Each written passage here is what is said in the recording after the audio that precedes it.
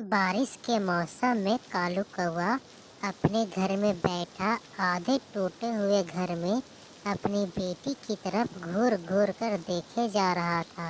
मनहूस, आज अगर मेरा बेटा होता तो इस बारिश के मौसम में भोजन के लिए मुझे चिंता करने की कोई जरूरत नहीं होती। वो कमा कर लाता और मैं बैठ कर खाता।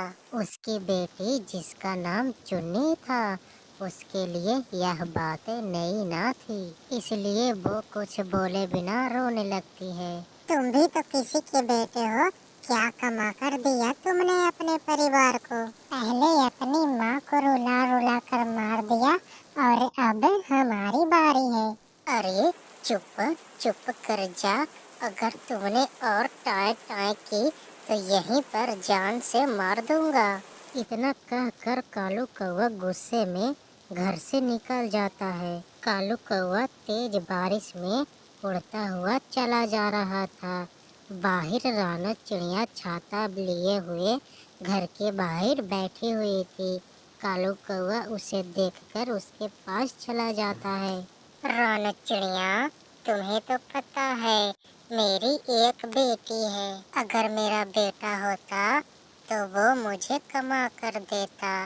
तुम मुझे कुछ पैसे दो ताकि तुम उन पैसों से उल्लुओं से लेकर दारू पी सको।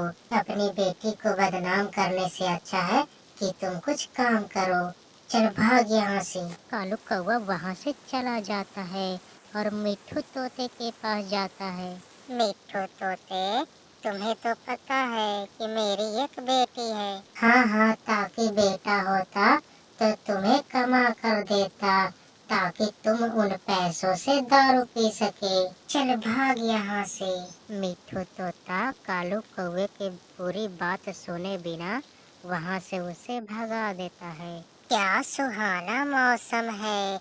ऐसे मौसम में अगर मुझे दारू ना मिला तो मैं तो मर ही जाऊंगा। मगर अब तो मुझे कोई उधार भी नहीं देता। ऐसे कहते हुए कालू कौवा उल्लू के पास पहुंच जाता है। मित्र, मुझे कृपया करके दारू दे दो, मैं मर रहा हूँ। मैं लौटा दूंगा, तुम्हारे पैसे लौटा दूंगा। बारिश के मौसम में दारू लाना कोई आसान काम नहीं है, और हम तुम्हें उधार दे दे। मित्र, तुम्हें तो पता है कि मेरी एक बेटी ही है। अगर बेटा होता तो वो कमा कर लाता और ऐसे बारिश के मौसम में मैं मजे मजे दारू पी सकता। क्या जबान है तुम्हारी बेटी। हाँ, इतनी जबान है कि घर में सारा ही भोजन खा जाती है और मुझे उससे कुछ फायदा भी नहीं है। अच्छा, अगर ऐसा है तो तुम जाओ, मैं शाम को तुम्हारे घर पे दारू लेकर आ जाऊंगा और साथ में बैठकर दोनों दारू पियेंगे। ये सुनकर कालू कौवा बहुत खुश हो जाता है। आ जाओगे ना, कहीं तुम झूठ तो नहीं बोल रहे। हाँ हाँ, जरूर आऊंगा और साथ में भाभी जी के हाथ के बने हुए चाय पियेंगे। अच्छा ठीक है, तो मैं चाय का इंतजाम करता हूँ और तुम दारू लेकर आ जाना। अब कालू कौवा खुशी खुशी वापिस उड़ता है। अब तो वो ये भी भूल गया था कि बारिश हो रही है। काश पानी की जगह दारू की बारिश होती तो पीकर मजा ही आ जाता। मैं कालू कौवा, हा हा हा, कालू कौवा, हवाओं में उड़ता जाऊं, मैं कालू कौवा, हा हा हा हा हा। घर पहुंचकर कालू कौवा अपनी पत्नी गोरी कौवी से कहता है, गोरी, थोड़ा दूध रख लेना, आज शाम मेरा मित्र आ रहा है मुझसे मिलने। एक प्याली दूध बची है, हम चाय नहीं बनाते, वही दूध रख लेते हैं तुम्हारे मित्र के लिए। चुन्नी, कैसी उदास बैठी हो, जाओ जाकर अपने बाल संवार लो। क्या कहेगा मेरा मित्र तुम्हें देखकर। क्या बात है पिताजी, आप आज मुझसे बहुत प्यार से बात कर रहे हैं। मुझे पता है, एक ना एक दिन तुम मुझे इतने पैसे कमा कर दोगी कि मैं सारी उम्र बैठकर दारू पी सकता हूँ। अब तुम जाओ। मैं देखती हूँ। जी कौन है आप? किससे मिलना है? भाभी जी, मैं उल्लू हूँ, आपका पति का पुराना मित्र। मिलने आया हूँ उससे। उसे अंदर ले आओ। गोरी, उसे अंदर ले आओ। वो मेरा मित्र उल्लू है। उल्लू कौवे के घर के अंदर चला जाता है। अरे कौवे यार, तुम्हारा घर तो जगह जगह से टूटा हुआ है। हा, पर बारिश तो घर के अंदर से अच्छे से नजर आती है ना। फिर वो दोनों हंसने लगते हैं। गोरी, जाओ मेरे मित्र के लिए चाय बना कर लेकर आओ। फिर गोरी रसोई में चली जाती है चाय बनाने के लिए। कौवे, ये लो और पियो दारू। कौवा झट से दारू लेकर पीने लगता है। तुम्हारा नाम चुन्नी है ना? बहुत सुंदर हो तुम।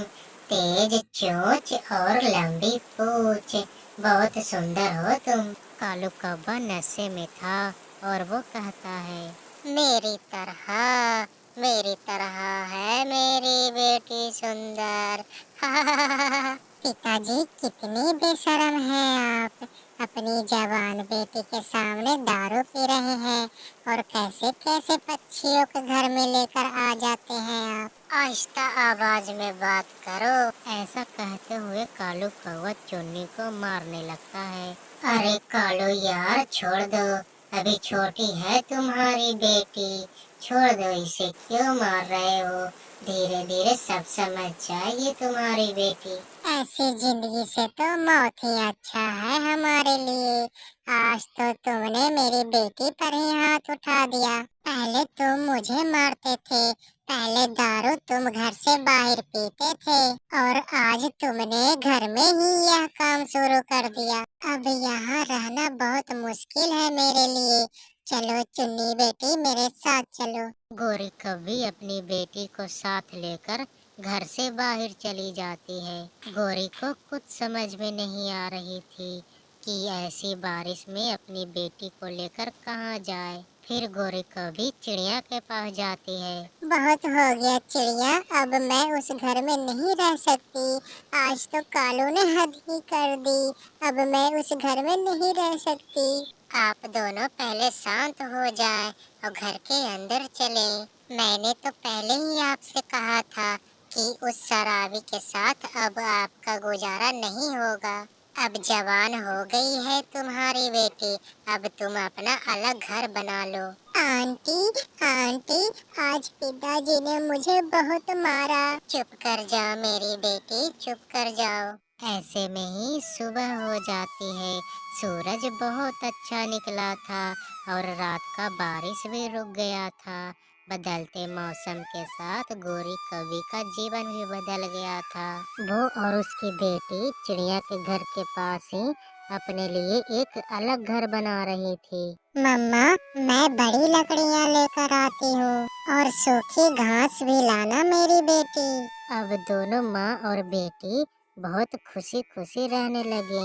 वो दोनों अपने लिए एक नया जीवन की शुरुआत की। इधर कालू कौवा दारू पीकर मदहोश पड़ा था।